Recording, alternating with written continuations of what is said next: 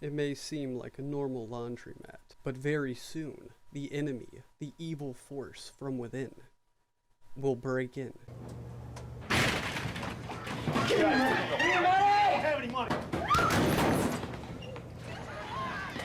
Shut up! Now you would have thought that was a normal laundromat. You're completely wrong. This is actually the meth den. You would have been confused from the beginning. Stop looking at me!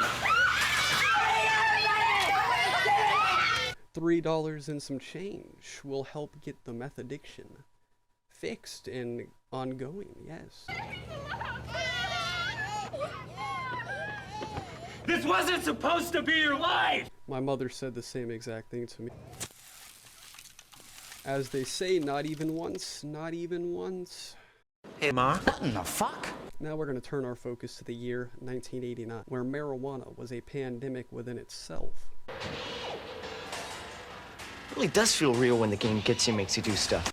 Alright, right off the bat, in 1989, they apparently loved the left ear audio. No, doesn't it? Yeah. Here we go. Does smoking marijuana make you someone special? I'm gonna give you a swift, easy answer on that one, my man. No, it does not make you any more special than the person next to you that does not smoke the marijuana. Like part of a really important crowd? Are you two going to try it? I don't know, man. Well, Game, what do we need to know about it so we can decide for ourselves? Well, I have some good news and some bad news. The good news is you're all waste of oxygen. The bad news is I'm a pedophile and I'm not supposed to be 10 feet near these children. Now we're greeted with this LSD-induced man wearing a morph suit. God, 1989 was a wild time. And while there is no good news about kids and marijuana, that's always bad. I like my kids clean and sober before I get into them, yes. There is good news about kids themselves. There is good news about kids themselves. So, what do you want to hear first, the good or the bad? Let's save the good news till last. All right, let's check out these reports. First up, there are about 400 chemicals in marijuana smoke.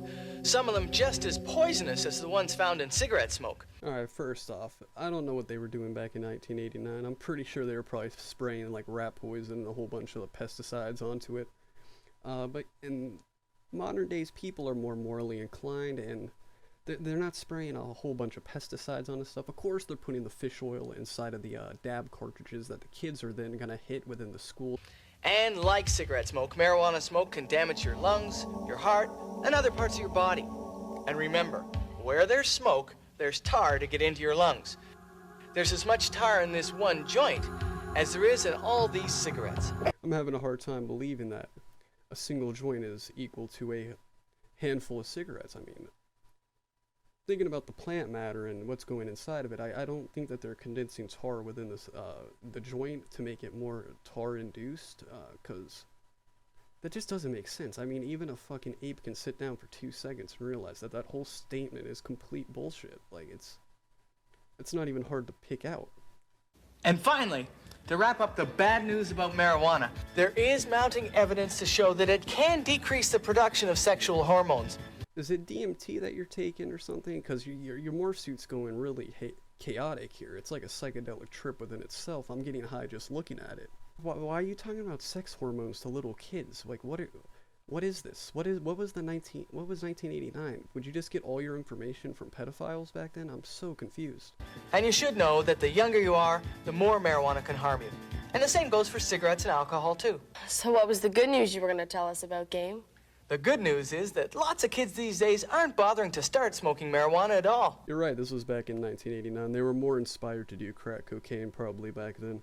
So now that 1989 gave us some good insight here onto why we shouldn't hit Lucifer's salad or even go near it, we need to look into a very important PSA here that will teach everyone the real danger behind the icky, sticky evilness that you're all accustomed to.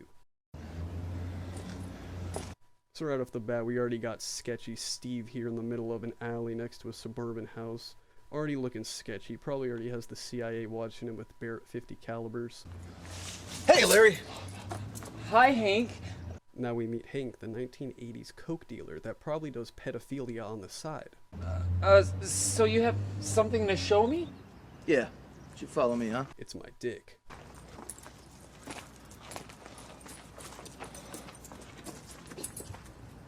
See, the man's Larry is already on crack cocaine, so it's hard to like really scope the whole situation that's going on here. So what is it?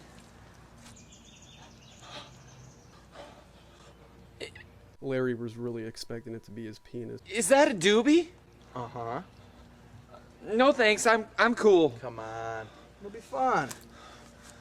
Come on, Larry, just take a hit of this. We'll go back to my truck. We'll have a good time, Larry. Just come on. Don't be a pussy, Larry. Just take a hit, Larry. Come on, Larry. What are you doing, Larry? All right. Yeah.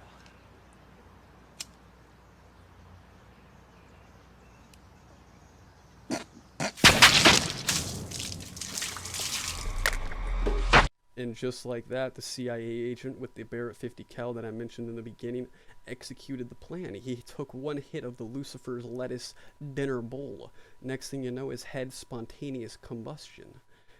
Everyone needs to be aware of this. This needs to be put everywhere, guys. Do not hit the devil's reefer. Do not go near it. Do not touch it. Do not touch the grass, the blades, or else you will spontaneously combust within inside of your head. You know what? I think I'm just done. I think I'm done with reality at this point. If you watched this video, thank you so much. I will see you in the next one.